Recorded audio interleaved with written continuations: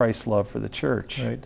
And so it seems like the marriage that we have with each other is kind of a picture of what how Christ feels about the church, and he gave himself for it. And so in a way, marriage is best seen by us giving of ourselves to each other. Exactly.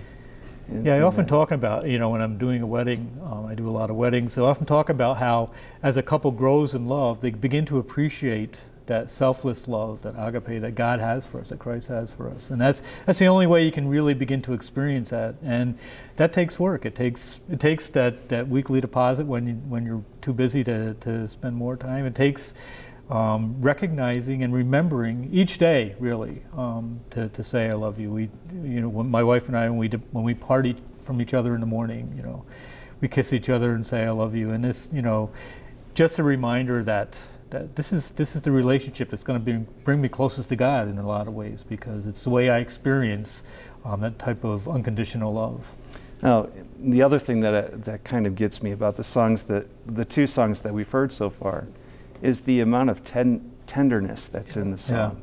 Yeah. And I know that tenderness is something that we don't really talk a lot about in public anymore. Right. But there's something about tenderness, and kindness, and even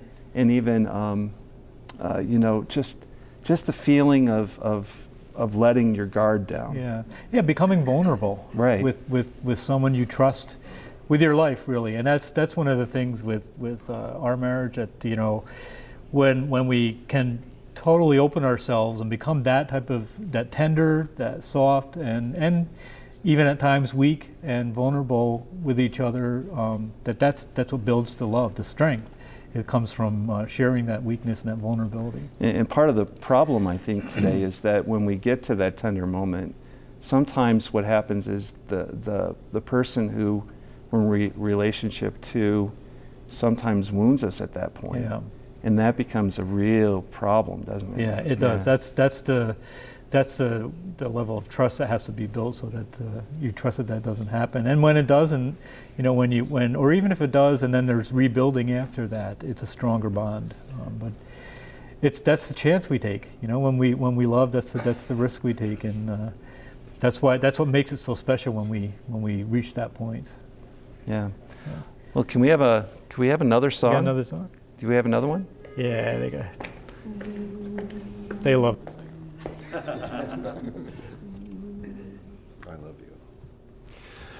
I love you truly, truly, dear. Life with its sorrow, life with its tear, fades into dreams when I feel you are near. For I love you truly, truly, dear. Our love is something to feel your kind hand. Yes, it's something by your side to stand. Gone is the sorrow, gone doubt and fear. For you love me truly, truly, dear.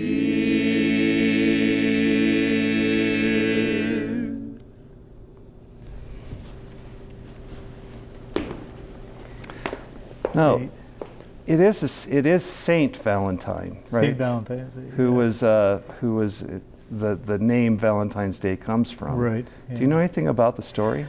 Well, there's a lot of legend and myth surrounding Saint Valentine, and I'm really not as familiar with that as some people are, because it's kind of a legendary. It's really not. it's really on the Catholic Church. Really not on the calendar anymore because it's pretty because it's become so secular in yeah, some ways. Yeah, in a lot of ways it has. But it's the idea of love and marriage was attributed to him in his work, that he spent a lot of time talking about the marriage relationship between husband and wife. So I don't know too much about it. Well, and the idea that we give each other Valentines on Valentine's Day too is kind of an interesting part of that. The whole card, the expression of how we expressed our love. It's become a big business for a lot of people, for a lot of companies that gifts, cards, and things like that. But I think getting back to what we were talking about the personal investment in our relationship, and the day just to kind of remember, maybe we've actually gone to restaurants where the husband has taken the wife out for dinner, and then and said, "While we're at dinner, can you come?" And that's always great because we usually get applause from the whole restaurant, and other people get in trouble for not doing it for their so don't get in trouble with your spouse for not getting her a singing Valentine.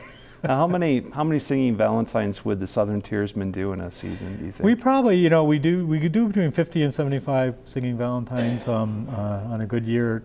So we get 3 or 4 quartets sometimes going out, and they'll go all day, and we'll start in the morning. We'll go and we'll have an evening quartet. Last year, I was part of an evening quartet. We didn't go out until one of our tenor was a teacher at Maine Enville, so we went out after he got off work, and so we did the evening stuff. So we went to a restaurant, and we went to a couple of people who work during the evening. So we have quartets like that that will go out at different times of the day.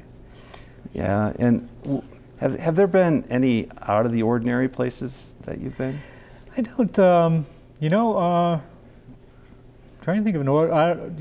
We've been in nursing homes, schools, and restaurants, and homes. We've actually been even in homes. I don't know of an unusual place. Maybe one of these guys has been someplace unusual. But I think most of the times we've been to businesses, which is interesting. And schools are always interesting because the kids get involved in that. Right. The teachers, it shows their kind of vulnerable side. And instead of being a teacher, now they're a human being too. And someone's actually singing a love song to them. Schools are great. They're the most fun, I think, to do. Yeah, I think I know that the kids in my wife's classroom, they got equally as much out of it as my wife did. Yeah. So they actually had never heard. Some of the kids had never heard Barbershop before. Yeah. We're trying to revive the whole art form now. I had never heard about it until the Southerntiersmen decided to do a choruses for Chow when I was, at the Council of Churches, and why you get hooked by it. That's another thing. If anybody wants to join the chorus, we rehearse on Tuesday nights at American Legion Post 80 at 7 o'clock, and everybody's welcome to join us.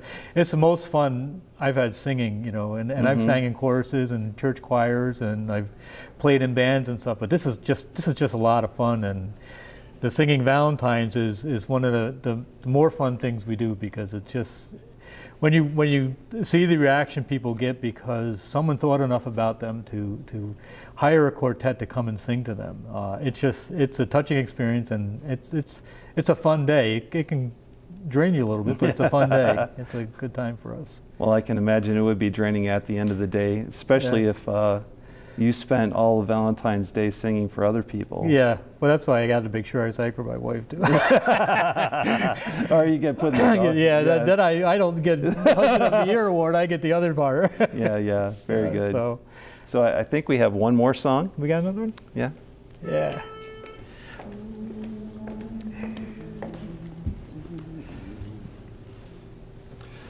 My wild Irish rose, the sweetest flower that grows. You may search everywhere, but none can compare with my wild Irish rose. My wild Irish rose, the dearest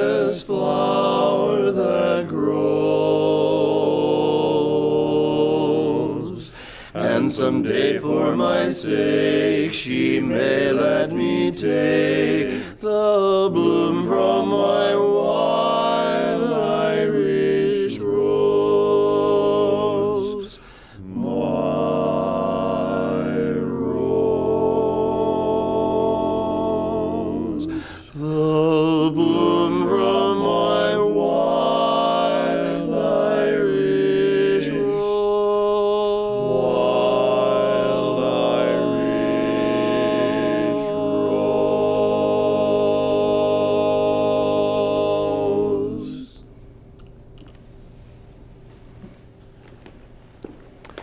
Well, I have to thank you for all being here today. Yeah, This is this is enjoyable. it's special, and for me, you know, as a person who's been married for 24 years, you know, it reminds me of all of the springtime things that